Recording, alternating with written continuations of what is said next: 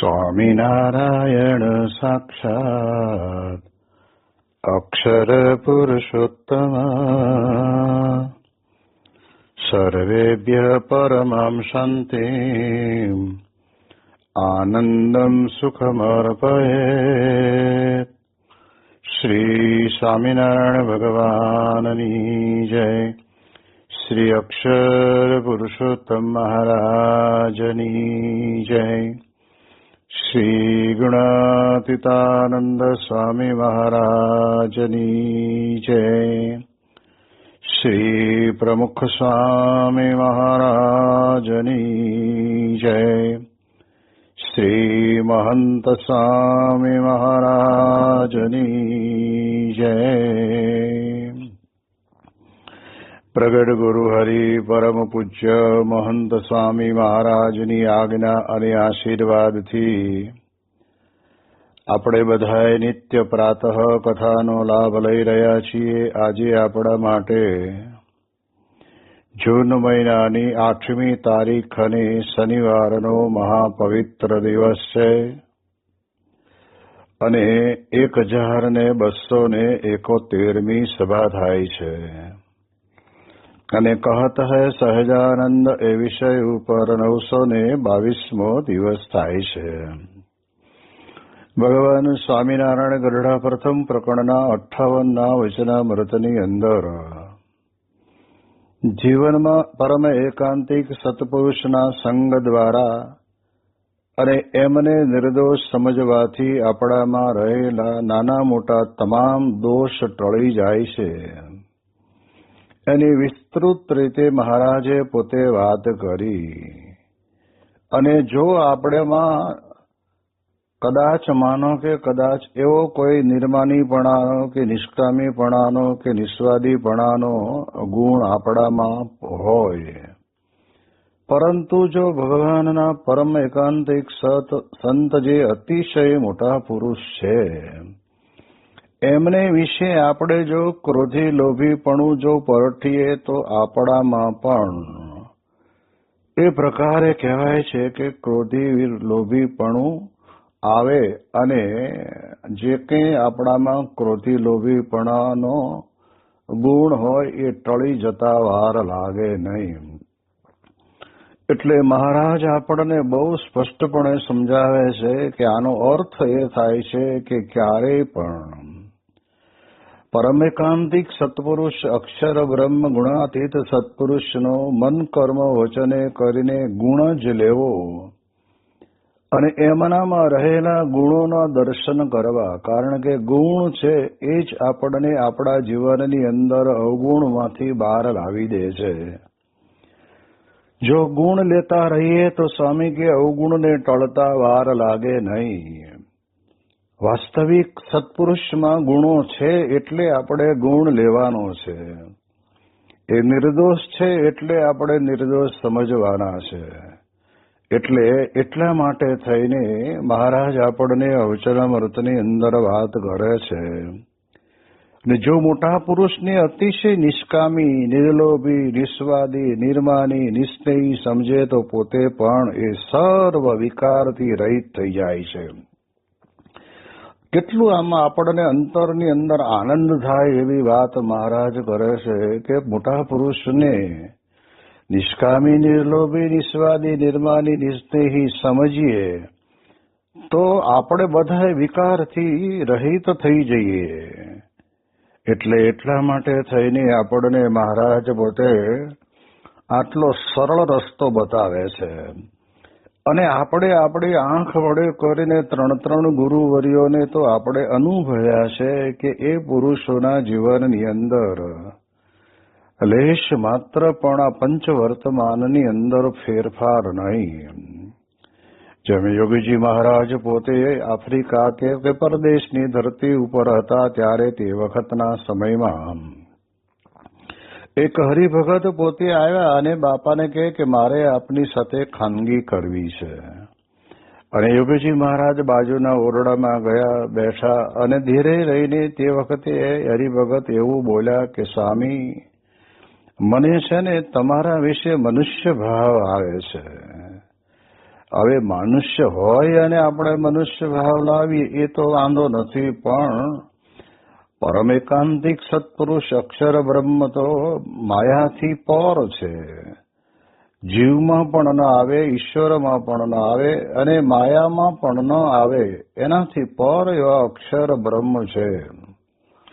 હવે એમને વિશે જયારે આવો આ પ્રકારનો ભાવ આપણને આવે ત્યારે એટલે યોગીજી મહારાજ પોતે તે વખતના સમયની અંદર પોતાની બ્રહ્મવાણીની અંદર બોલ્યા, બાપા કે શ્રીજી મહારાજના આપેલા અમારા જે 5 વર્તમાન, એમાં કોઈ પણ પ્રકારનો ફેરફાર તમને જો અમારામાં દેખાતો હોય તો તમારો જોડો ને મારું માથું, બાકી અમે બીજું કાંઈ ન સમજીએ. એનો અર્થ શું થયો કે આ 5 વર્તમાનમાં અણિશુદ્ધ રહેતા, એમાં લેશ માત્ર ફેરફાર નહીં. અને આવી રીતે જ્યારે એ મોટા પુરુષ પોતાના જીવનની અંદર આ કંઈ એક દિવસ માટે જે જીવવાનું હોય એવું નથી. જિંદગીના છેલ્લા શ્વાસ સુધી આપણે જોયું છે કે એમણે આ બધા જ વર્તમાનો અણિશુદ્ધ પાડ્યા છે. યોગીજી મહારાજ હોય કે પ્રમુખ સ્વામી મહારાજ હોય કે મોહન સ્વામી મહારાજ હોય, આ બધાની અંદર જોવા જઈએ તો ખરેખર એ વર્તમાનનું સાક્ષાત મૂર્તિમાન સ્વરૂપ. એટલે આપણે જેમ કહીએ ને કે નિર્લોભીપણું, તો નિર્લોભીપણું માણસ માત્ર અંતરની અંદર લોભ વૃત્તિ રહેલી છે. અને એમાંય ઘણી વખત એવું પણ બને કે જે ત્યાગ કરે ને એને વધારે લોભ વૃત્તિ રહે. એટલે નિમિત્ત માત્ર રહે, એવું નક્કી કરે કે આપણે ક્યાં જરૂર છે, આપણે ક્યાં જરૂર છે, એમ કરતા રહે અને કરતા જાય ભેગું પોતા માટે. અને એની અંદર પછી એવી વાસના બંધાય કે જેના કારણે કરીને એ જીવનની અંદર નિર્લોભ વર્તમાન પાળી પણ ન શકે અને મોટા પુરુષને વિશે એને નિર્લોભીપણાના ગુણની અંદર એને અવગુણ જેવું દેખાય કે મોટા પુરુષે ક્યાં બાકી રાખે છે એમ દેખાય, પણ વાસ્તવિક એ નિર્લેપ થકા ભોગવે છે. જેમ આપણે જાણીએ છીએ કે જળ કાતરણી માછલી એ જળની અંદર જ રહે છે, પરંતુ જ્યારે ઓલો માછીમાર જાળ નાખે ને ત્યારે એને અસ્ત્ર જેવી ધાર હોય ને એ એની જાળને કાપી નાખે અને એમાંથી બહાર નીકળી જાય. એટલે આપણે સમજી શકીએ છીએ કે એવી જ રીતે સત્પુરુષ છે એ પોતે આપણા જેવા બનીને આ વિશ્વની અંદર આત્યંતિક કલ્યાણના માર્ગને ખુલ્લો રાખીને એમના દ્વારા કલ્યાણ થાય એટલા હેતુ માટે થઈને આપણે જાણીએ છીએ એ પ્રમાણે દેશ પ્રદેશની અંદર અને જે પ્રકારે સાધન વ્યવસ્થા થઈ હોય તે પ્રકારના સાધન વ્યવસ્થામાં પોતે બેસે, પણ એની વિશે એમને બંધન નથી. સ્વામી બાપા ત્યાં પોતે અમદાવાદની અંદર બિરાજમાન હતા અને તે વખતે અમે પણ ત્યાં આગળ સેવામાં જોડાયેલા હતા. એટલે અમને ખબર પડી કે બાપા આજે ગાંધીનગર જાય છે. એટલે સ્વામી પોતે મર્સિડીઝની અંદર બેસીને ગાંધીનગર પધાર્યા. અમારી પાસે ગ્રામ્ય વિચરણ કરવા માટે તેને યુટિલિટી નામનું જે વાહન આવે છે એને પાછળના ભાગની અંદર બોડી કામ કરાવીને એક દરવાજો મૂકી દીધો, એટલે આમ ડબ્બા જેવું લાગે. અને એ વખતના એ પિજોટ જીપ લીધેલી અને એ લઈને અમે લોકો પણ ત્યાં આગળ ગાંધીનગર પહોંચ્યા. હવે અમને તો ખબર જ હતી કે સ્વામી અહીંયા પધાર્યા છે એટલે લાંબો સમય સુધી મીટિંગ ચાલશે. એ વખતે સ્વામી બાપાના કાર ચાલકને પણ એમ કે મીટિંગ લાંબી ચાલશે, એટલે મર્સિડીઝ ગાડી ઉપર કવર ઢાંકીને એ પોતે કોઈક આગળ ગમે ત્યાં આ બાજુ આજુબાજુ કંઈક ગમે ત્યાં ફરવા નીકળી ગયો હશે. અને મીટિંગ તો બહુ વહેલી પૂરી થવા આવીને પૂરી થઈ અને તરત સામે પોતે આવ્યા. અને આવ્યા ને ત્યારે તે વખતે ડ્રાઈવર મળે નહીં. અને તે વખતે બાપા પોતે ત્યાં આગળ અમારી ગાડી પાસે આવીને ઉભા રહ્યા અને અમને પૂછ્યું કે આ ગાડી કોની છે? એટલે મેં કીધું સ્વામી અમે વિચરણ કરીએ છીએ. તો કે હાલો બેસી જઈએ આમાં. એટલે બાપા આગળ બેઠા અને અમારી ગાડીનો ડ્રાઈવર ગાડી ચલાવે, અમે પાછળ. અને જે હરિભક્તને ઘરે જમવા જવાનું હતું તો ત્યાં આગળ ગયા ત્યારે ત્યાં આગળ બધાને ખબર જ હતી કે હવે સ્વામી બાપા આવવાનો ટાઈમ થયો છે. એટલે અન્ય કોઈ ગાડીઓ આવે તો એને ત્યાંથી થોડી આગી રખાવે અથવા તો બાજુમાં રહો. એટલે બાપા જે ગાડીમાં બેઠા હતા ને એ જ ગાડીને સ્વામીને એટલે કહેતા ડ્રાઈવરને કે તમે એમ બાજુમાં લો, બાપા આવે છે, બાજુમાં લો, બાપા આવે છે. અને ત્યાં તે વખતના સમયની અંદર પ્રમુખ સ્વામી મહારાજ દરવાજો ખોલીને ખડખડાટ હસતા હસતા એ એક ડબ્બાની અંદરથી ઉતર્યા. જોયા મને મર્સિડીઝમાં બેઠા એનો આનંદ એટલો જ હોય, એટલો જ આનંદ આવા સામાન્ય વ્હીકલની અંદર બેસીને જવાનું થાય તો પણ કહે છે કે એમને આનંદની અંદર ફેર પડતો નથી. એટલે આપણને ખબર પડે કે એ સત્પુરુષ કોઈ પણ પંચવર્તમાનની અંદર કોઈ પણ વર્તમાનમાં એ પોતે ક્યારેય પાછા પડ્યા નથી. એની અંદર બરાબર સારી રીતે આવું જ મુંબઈની અંદર પણ થયેલું કે બાપા પોતે સહારા ગયેલા ને તે વખતે ત્યાંથી પ્લેનની અંદર બાપા જ્યાં ઉતરવાના હતા એને બીજા એરપોર્ટ ઉપર ઉતરવું પડ્યું. ગાડી લેવા માટે તો એરપોર્ટ ઉપર ગઈ હતી પણ એ એરપોર્ટ ઉપર સ્વામી ઉતર્યા નહીં. અને પછી તો હવે કરવું શું? એટલે તે વખતે તાત્કાલિક ત્યાં આગળ મારુતિ વાન આવે ને એ કંપની વાળાનું વાન ત્યાં આગળ પેસેન્જરને એની જગ્યાએ પહોંચાડતું હોય. તો એવા વેનની અંદર બેસીને સ્વામી બાપા પોતે દાદર મંદિરે આવે છે.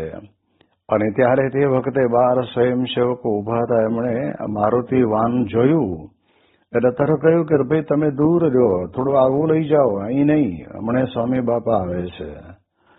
અને ત્યારે તે વખતે ગાડી મર્સિડીઝ લેવા તો ગઈ હતી પણ એરપોર્ટ બદલાઈ ગયું એટલે આ ગાડીની અંદર આવવાનું હતું. સ્વામી બાપા હસતા હસતા પોતે એમાંથી ઉતર્યા. ત્યારે આપણને ખબર પડે કે આ લોકની અંદર ભલે એ પદાર્થને નો ઉપયોગ કરે પણ એની અંદર સારા નરસાની ભેદ ભાવના એમના અંતરની અંદર આપણને જોવા મળતી નથી. એટલે ખરેખર પ્રમુખ સ્વામી મહારાજ એક એવા પુરુષ, શાસ્ત્રીજી મહારાજ, યોગીજી મહારાજ અને મોહન સ્વામી મહારાજ પણ એવા પુરુષ કે જે આપણને સહેજે સહેજે આપણને અનુભવ થાય કે સત્સંગને માટે થઈને સાધન સગવડતાની વ્યવસ્થાને માન આપે પણ જ્યાં ન હોય ત્યાં.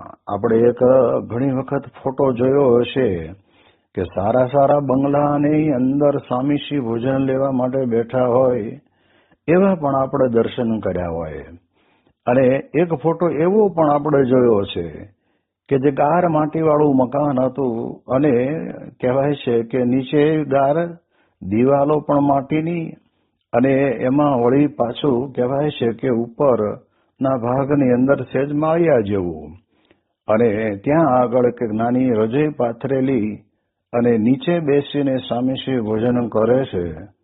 તો એ વખતે પણ એમને અંતરની અંદર એવો વિચાર નથી આવતો કે આ સારા સારા બંગલામાં તો આપણને સારી સગવડતા મળે છે પણ અહીંયા તો એટલે જ્યાં ત્યાં જેમ તેમ જેવું તેવું ચલાવી લેવાની ભાવના એ જ એમના જીવનની અંદર આપણને દર્શન કરાવે છે કે આ બધા જ વર્તમાન યથાર્થપણે એમના જીવનમાં પોતે પાળી રહ્યા છે. કારણ કે આપણે જાણીએ છીએ કે નિર્લોભી વર્તમાનની અંદર તો મોટા પુરુષને કેટલું બધું મળે, કઈ પાર વગરનું લોકો આવીને બધી ભેટ આપી જાય. પણ તેમ છતાંય પ્રમુખ સ્વામી મહારાજે પોતે પોતા માટે ક્યારેય એવું રાખ્યું નથી. ગોંડલની અંદર જયારે છોટુભાઈ વકીલને ઘરે ગયા અને ત્યારે તે વખતે ત્યાં આગળ હારતોરા તૈયાર રાખ્યા હતા. સરસ મજાના ગુલાબના હાર હતા. તો સ્વામી કે એક હાર ઠાકોરજીને ધરાવી દો અને બાકીનો ટોપલામાં બાંધી આવો. ત્યાં મંદિરની અંદર ઘનશ્યામ મહારાજ અક્ષર પુરુષોત્તમ મહારાજને ધારણ કરાવશું. અમે તો પહેર્યો ને કાઢી નાખશું, પણ ભગવાન પહેરેલો રાખશે એટલે ઘણા બધા લોકોને દર્શન થશે. તો જો આપણે જાણીએ છીએ કે એની ભાવનાને ઠેસ ના પહોંચે અને વિશેષ કરીને આ હાર ભગવાનને સુધી પહોંચે એવી આવી સૂક્ષ્મ ભક્તિ પણ આપણને સ્વામીશ્રીના જીવનની અંદર આપણને દેખાય છે. જ્યારે સ્વામી પોતે ત્યાં આગળ 75ની સાલમાં બાપા ગોંડલની અંદર બિરાજમાન હતા અને તે વખતે અમેરિકાથી કોઈ ભાઈ આવ્યા છે અને એ ભાઈ પોતે ઇલેક્ટ્રિકના પાવરથી જે બ્લેન્કેટ ગરમ રહે ને એવી પ્રકારનું બ્લેન્કેટ લઈને આવેલા. એટલે એમની ભાવના ઊંચી કે સ્વામી દેશ વિદેશમાં ગમે ત્યાં ફરે છે, ઘણી જગ્યાએ સગવડતા એવી હોય પણ નહીં, તો એ જગ્યાએ સ્વામીને ઉપયોગમાં આવે એટલા માટે થઈને એવો એક બ્લેન્કેટ લાવેલા. અને ત્યારે સ્વામી બાપાને અર્પણ કર્યો કે બાપાને કહ્યું કે જો આ પ્રમાણે અને ઇલેક્ટ્રિકનો પાવર આપીએ ને એટલે તમને જેટલી જોઈએ એટલી અંદર ગરમી રહે, એટલે તમને આરામનું સુખ આવે. અને ત્યારે સ્વામીશ્રી એમાં બંધાયેલા નહોતા, નહીંતર આવું પદાર્થ મળે ને ત્યારે એમ થાય કે હવે હરિભક્તો બધાય મારો કેવો મહિમા સમજે છે. બાકી તો ગઢડા કે સારંગપુરની અંદર રેતીના ઢગલા પર સૂઈ જનારા, ગાડામાં ને ટ્રેક્ટરમાં સુનારા સત્પુરુષ ને માટે આવું આવે તો રાજી થાય. પણ તરત જ પ્રમુખ સ્વામી મહારાજ પોતે ત્યાં આગળ એમના સેવકને કીધું કે આ બ્લેન્કેટ છે ને સંત સ્વામીનું એક શરદીનું અંગ છે અને એમને ઠંડી થોડી વધારે લાગે, આપણે કંઈ એવી જરૂર છે નહીં, અને એવા વડીલ સંતના ઉપયોગમાં આવે તો આ હરિભક્તની સેવા પણ લેખે લાગે. એટલે એમ કહીને સેવક સંતને વાત કરીને સેવકે મને કહ્યું કે બાપાએ આપ્યું છે. તો આપણને ખ્યાલ આવે કે સ્વામીશ્રી પોતે પોતાના માટે ભોગવવા માટે રાખતા નથી. બીજો પણ એક પ્રસંગ આવો જ ગોંડલનો છે કે ત્યાં આગળ આફ્રિકાથી આવેલા હરિભગત એક સરસ બ્લેન્કેટ લાવેલા અને ત્યારે તે વખતે સ્વામીશ્રીએ કહ્યું કે આ બ્લેન્કેટ ઘનશ્યામ મહારાજને ઓઢાડજો અને કહેજો પૂજારીને કે આ મહારાજને શિયાળાની અંદર ઠંડીની ઋતુમાં ઓઢાડે.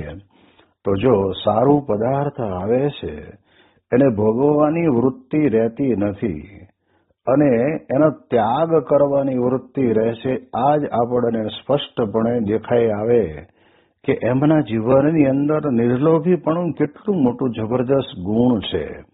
હવે આપણે પણ ભલે આપણામાં દોષ છે ને લોભની પ્રકૃતિ હોય, પણ જો આપણે એમને નિર્દોષ સમજીએ એટલે કહેવાતા કે નિર્લોભી સમજીએ તો આપણામાં પણ કહે છે કે એવો દોષ હોય ને તો એ ટળી જતા વાર લાગે નહીં. અને આપણે બધા જાણીએ છીએ કે લંડનના મંદિરની અંદર જે મંદિર નિર્માણ થયું એની અંદર પ્રમુખ સ્વામી મહારાજની સાથે લંડનના હરિભક્તો એવા હેત પ્રીતથી જોડાયેલા હતા. અને ઘણી વખત એવું પણ બને કે કહેવાય છે ને કે આપણા પાસે જે કંઈ ધન સંપત્તિ હોય એ છૂટવી મુશ્કેલ પડે, કારણ કે ઘરની અંદર એકાદ જણનો પણ મત ઊંધો પડે એટલે મનમાં એમ રહે કે રવાય દો તારે ભલે રહ્યું નથી આપવું, એવો વિચાર આવે. પણ પ્રમુખ સ્વામી મહારાજે જે હરિભક્તોને આ પ્રમાણે કહ્યું અને તે હરિભક્તોએ 2 વાર 3 વાર 4 વાર ઘણા પણ એવા હરિભક્તો હતા કે એમણે પોતે આ પ્રમાણે કહેવાય છે કે લંડન મંદિરની અંદર સેવા કરી. એવા કેટલાક હરિભક્તો તો પોતાનો બંગલો વેચી નાખ્યો અને સામાન્ય ફ્લેટની અંદર રહેવા ગયા. કેટલાક હરિભક્તોએ પોતાને ત્યાં રાખેલું 100-200 તોલાનું ઘરેણું હતું વેચી નાખ્યું અને એમાંથી જે રકમ આવી એ બધી જ રકમ લંડન મંદિર માટે આપી. આ ક્યારે છૂટે? તો કહે છે કે મોટા પુરુષને નિર્લોભી સમજે તો. બાકી લોભ તો એવી વસ્તુ છે ને કે ભલભલાને પોતાના જીવનની અંદર ભેગું કરવાની જ ઈચ્છા રહ્યા કરે. જેમ યોગીજી મહારાજ કહેતા ને કે ઓલા શેઠ બહુ દુબળા પડવા માંડ્યા અને ત્યારે શેઠાણીએ પૂછ્યું કે કેમ તમે આટલા બધા દુબળા પડી ગયા, શું ચિંતામાં છો? અને ત્યારે તે વખતે કહ્યું કે આમાં તને સમજણ ન પડે, પણ કે ના કહો ને તો ખબર તો પડે. એટલે પછી ધીરે એને કીધું કે આમ તો બીજી કઈ ચિંતા નથી, આપણા ત્યાં આગળ આપણે 7 પેઢી સુધી આપણા છોકરાના ખાઈને ત્યાં સુધી તો એટલું તો ભેગું થઈ ગયું છે, પણ હવે ચિંતા 8મી પેઢીની છે. હવે વિચાર કરીએ ત્યારે ખબર પડે કે આ એક પ્રકારની લોભ વૃત્તિ. સ્વામી કે હવના ભાગ્યનું હવ લઈને ભાગ્ય લઈને આવેલા જ હોય છે. આપણે આપણી હયાતીની અંદર સત્સંગ, સેવા, પછી ધર્માદો આ બધું આપણે કરી લેવું પડે. પાછળથી છોકરા કરશે કે નહીં કરે એની આપણે મનની અંદર જવાબદારી રાખવી નહીં. અને એ પણ ક્યારે રે તો કે છે કે મોટા પુરુષને નિર્દોષ સમજે તો, એ નિર્લોભી સમજે તો.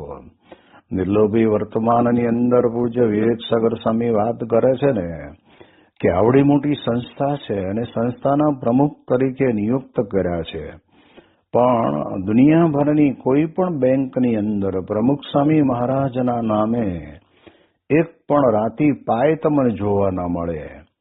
અને આવડી મોટી સંસ્થા છે, દુનિયાભરની અંદર મંદિરોની જમીનો કેટલી બધી લેવાય, પણ એની અંદર પણ 1 ઇંચ જેટલો ટુકડો પણ પ્રમુખ સ્વામી મહારાજના નામે નહીં. આ કેટલું બધું જબરજસ્ત નિર્લોભીપણું કહેવાય. નહીતર તો સ્વામી કે આમાં તો મન લાગ્યા વગર રહે જ નહીં. આપણે ઘણી બધી સંસ્થાઓની અંદર જોઈએ છીએ કે દરેક વ્યક્તિ પોતપોતાનું આ પ્રમાણે મંડળ ઊભું કરીને પોતાની રીતે બધું ભેગું કરતા હોય છે અને સત્સંગીઓનું પાલન પોષણ થતું હોય એટલે એ લોકો સેવા કરે. પણ સ્વામી કહે છે કે ભગવાનના નામનું કાંઈ ન મળે.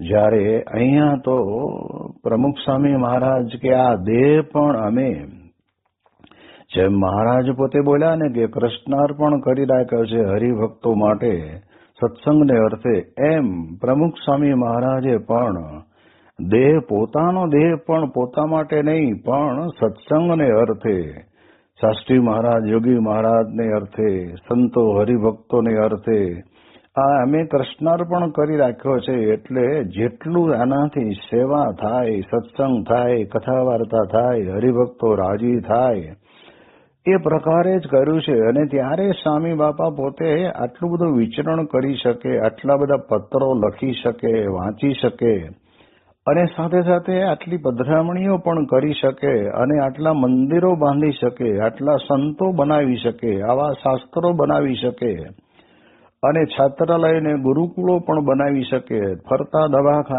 દવાખાના બધું બનાવે. આ બધું કરે છે, પણ અંતરની અંદર એક જ વિચાર એમને રહ્યા કરે કે બસ આ બધું જ કરીએ છીએ સત્સંગની અંદર, સત્સંગને અર્થે કૃષ્ણાર્પણ. પોતાનો દેહ જયારે પોતાનું માનીને બેસે ને ત્યારે જરૂર વ્યક્તિ પોતે પદાર્થની અંદર બંધાયા વગર રહે જ નહીં. એટલા માટે થઈને આપણે વિચાર કરીએ તો આપણને ખ્યાલ આવે.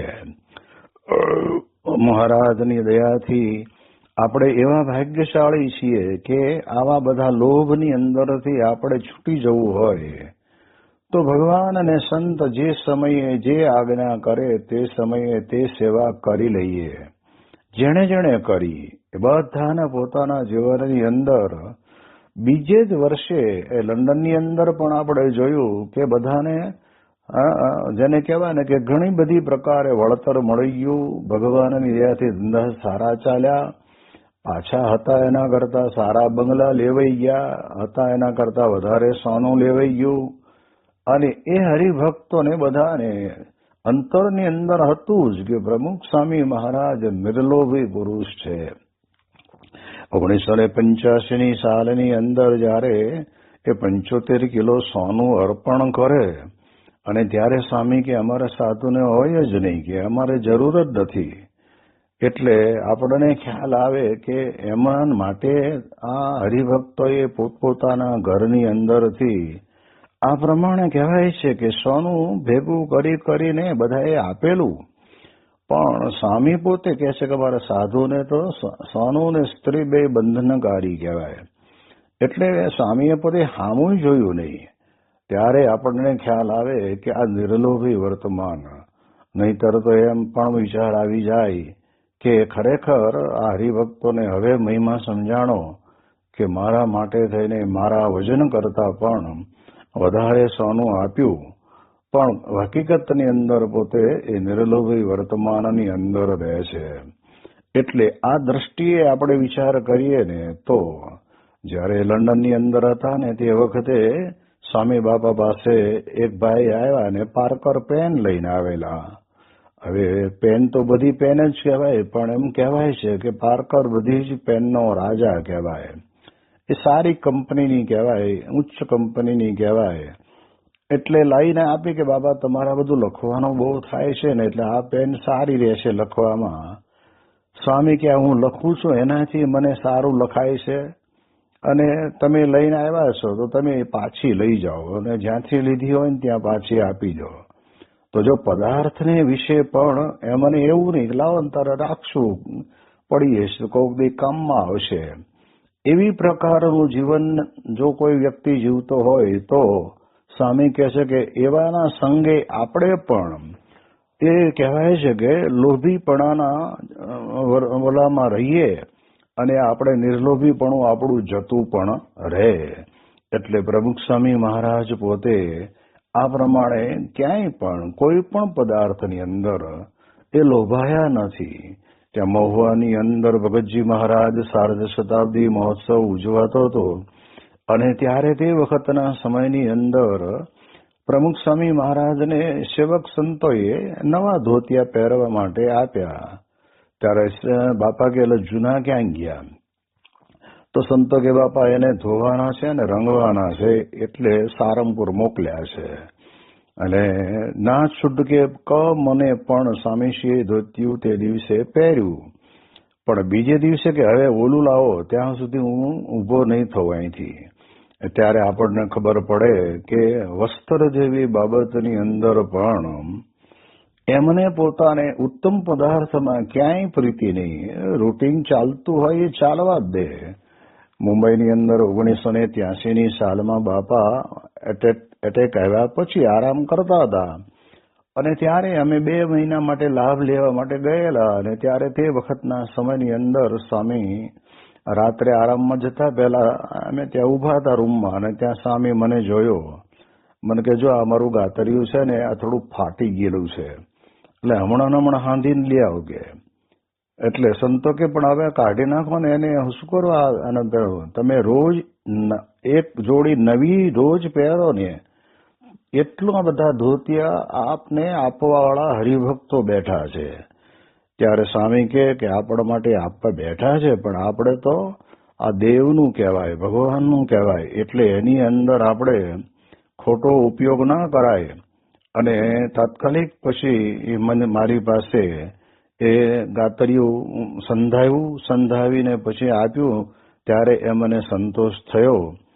એટલે ઘણી આ બાબતોના પ્રસંગો સાંભળ્યા પછી ઘણા લોકો અવળું વિચારે કે હારામાં નથી બંધાતા, તો ભલે પણ પદાર્થના સામાન્યમાં તો બંધાય જ છે ને, એ ગાતરિયામાં બંધાવવાની જરૂર શું હતી, એવું લોકો વિચારે.